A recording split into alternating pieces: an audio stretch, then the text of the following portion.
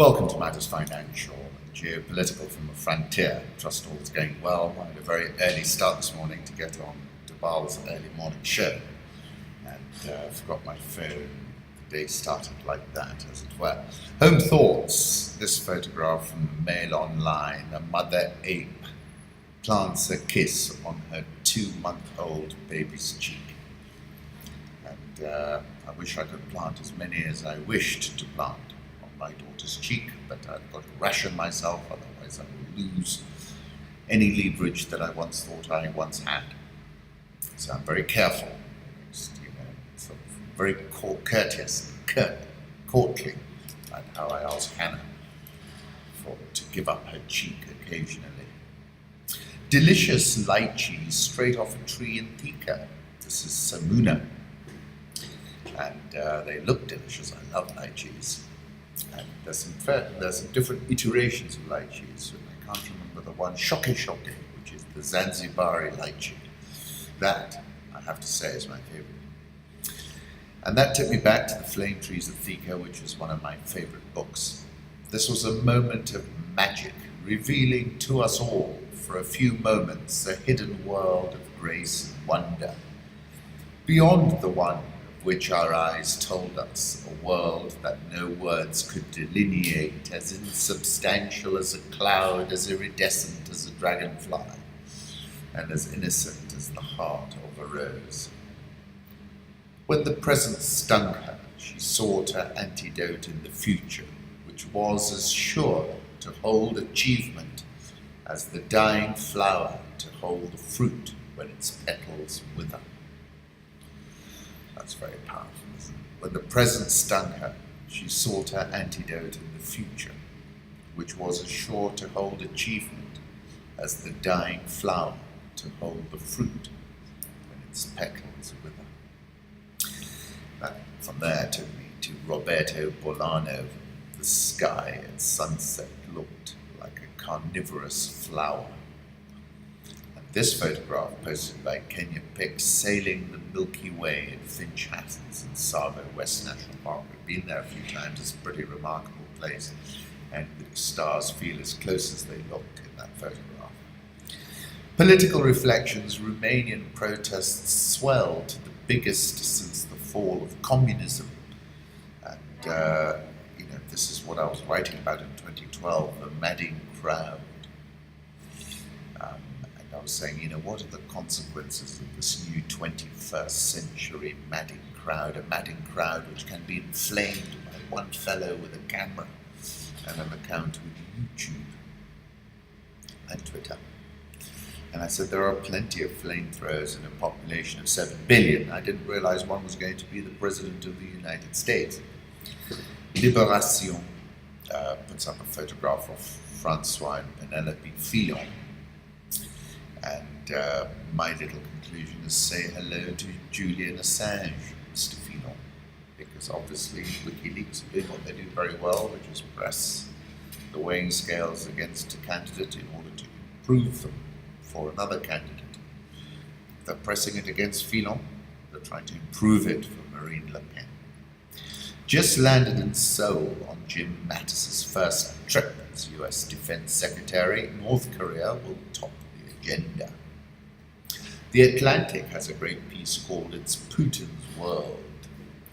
In 2012, Vladimir Putin returned to the presidency after a 4-year constitutionally imposed hiatus. It wasn't the smoothest of transitions. To his surprise, in the run-up to his inauguration, protesters filled the streets of Moscow and other major cities to denounce his comeback. Such opposition required dousing, but an opportunity abroad also beckoned. And the solution to Putin's domestic crisis and the fulfillment of his international ambitions were rolled into one. After the global financial crises of 2008, populist uprisings had sprouted across Europe. Putin and his strategists sensed the beginnings of a larger uprising that could upend the continent and make its life uncomfortable for his geostrategic competitors. A 2013 paper from the Center for Strategic communications, a pro-Kremlin think tank, observed that large patches of the West despised feminism and the gay rights movement, and more generally in the progressive direction, in which elites had pushed their societies. With the traditional masses ripe for revolt, the Russian president had an opportunity. He could become, as the paper's title blared, the new world leader of conservatism. Putin had never spoken glowingly of the West, but grim pronouncements about its fate grew central to his rhetoric. He hurled splenetic attacks against the culturally decadent, spiritually desiccated Euro-Atlantic.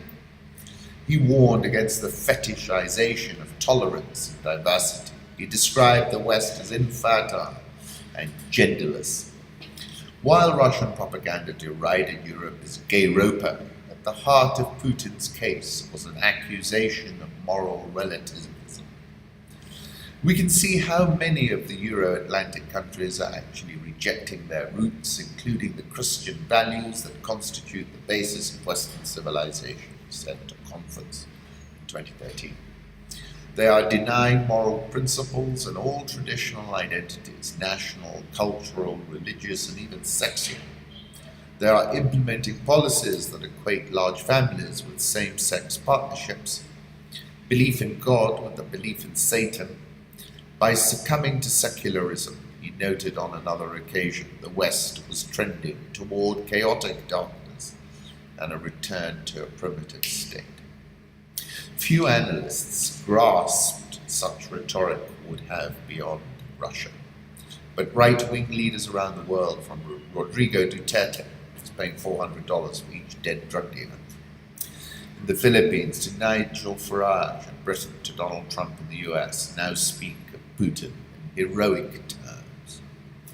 On the 5th of December last year, I wrote a piece, The Parabolic Rebound of Vladimir Putin. So much has happened in 2016.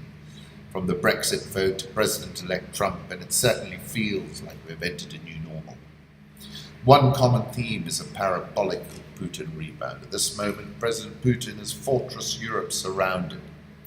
The intellectual father of the new zeitgeist that propelled Brexit, Le Pen, the Five-Star Movement in Italy, Geert Wilders in the Netherlands, is Vladimir Putin.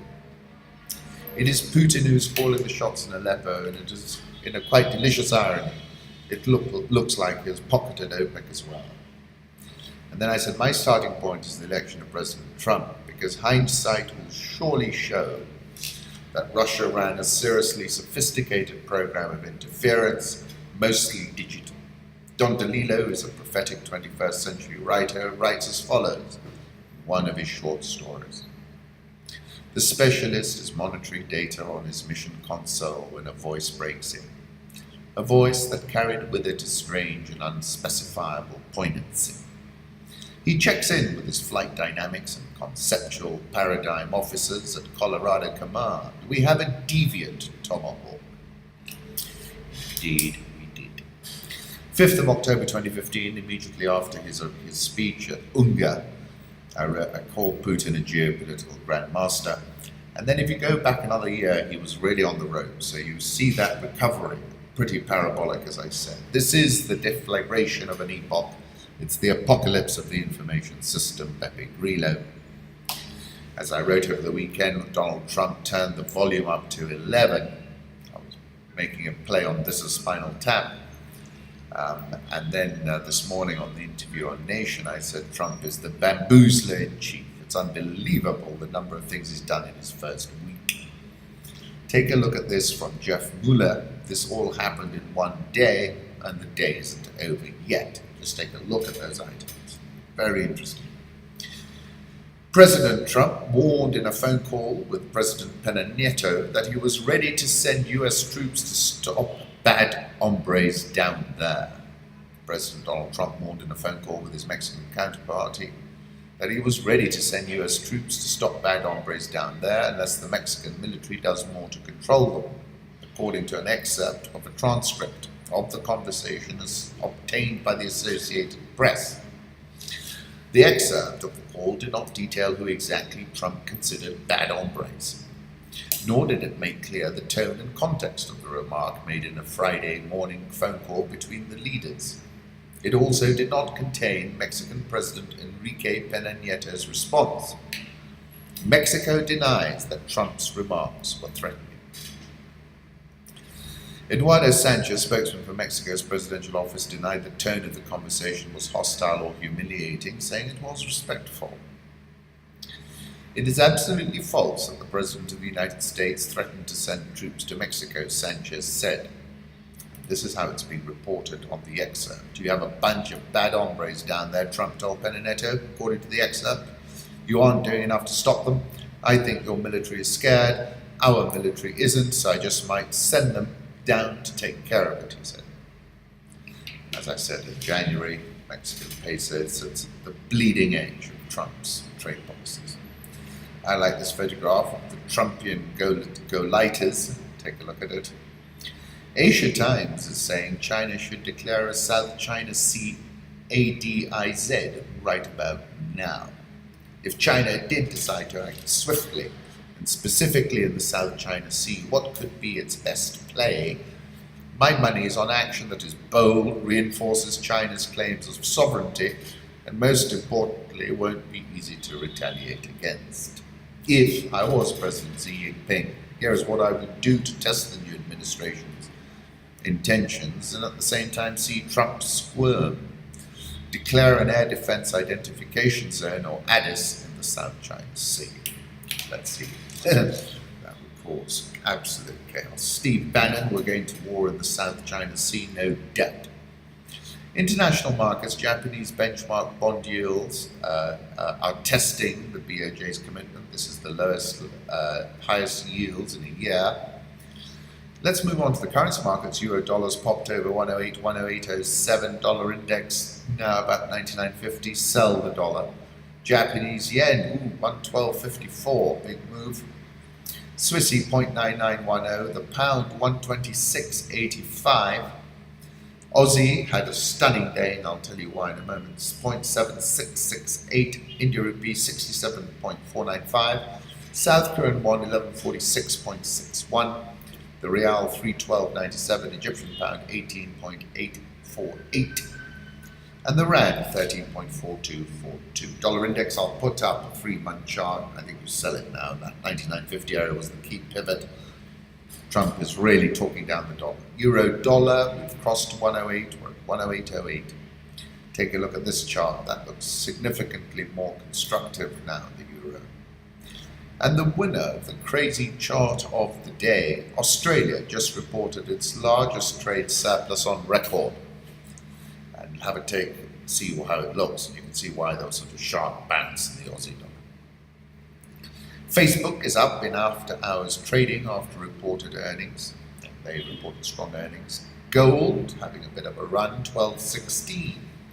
That's because of the weaker dollar. Crude oil also, not really on internal supply demand dynamics, but just on a weaker dollar. That's at $54.12. We've been in a trading range for quite a few days now, since early January. Qatar's bets, Persian Gulf Emirate of Qatar, is tiny, but it's made a name for itself by placing big bets. Thanks to its vast reserves of natural gas, its 2.6 million residents enjoy the world's highest per capita income. $129,000, around $129,700. Made huge investments to become the largest exporter of LNG. Qatar has acquired more than $335 billion worth of assets around the globe, buying up its stakes in trophies such as London's Shard, the tallest building in Europe. The Emirate has drawn international attention as an outsized power broker in a volatile region, and it will be center stage globally in 2022 as the host of the World Cup. Qatar is figuring out whether it can lower its profile while remaining a player in Middle Eastern politics. They're losing across the ground, right? I mean, they were big supporters of the revolution against Bashar, big supporters of the Muslim Brotherhood in Egypt. And in May 2016, I visited Qatar for the Doha Forum, and I wrote a piece, Qatar Punching Beyond Its Size. Put up a photograph of the Emir of Qatar and President Ashraf Ghani. Picture of Doha taken from the sky. I didn't realize till I attended that forum how strongly Qatar felt about Iran. In one photograph, the third fellow from the left, Dr. Abdullah Khalifa, was arguing for confrontation and not dialogue with Iran. And in 2014, I wrote about how Mozambique could be the next Qatar, but then became a bit unstuck in Mozambique. In 2011, I wrote about soft power, Al Jazeera, which gives the small state outsized influence. Let's move on to Africa. Congo's opposition leader's death jeopardizes political deal. The death of the DRC Congo's main opposition leader, Etienne Tshisekedi, puts in jeopardy a political deal aimed at getting President Joseph Kabila to leave office. Tshisekedi's death comes 4 weeks after the opposition parties organized around Tshisekedi agreed in December that Kabila, in power since 2011, would step down after delayed elections this year. His death is a huge blow to the opposition and to the chances of success for this political deal, said Jason Stearns, director of the Congo Research Institute. President Kabila, his strategy of glissement has worked tremendously well, and I expect that I expect him to keep on in that vein. Congolese mourn in front of Tshisekedi's house in Kinshasa. Political tensions, weak growth, major risk to South Africa's rating. This is Moody's. Biggest challenge to sovereign credit rating, Moody's said on Wednesday. Political tensions impeded key structural reforms, such as comprehensive reforms of state-owned enterprises, which are yet to take place, and hampered growth, another key credit challenge, said Moody's.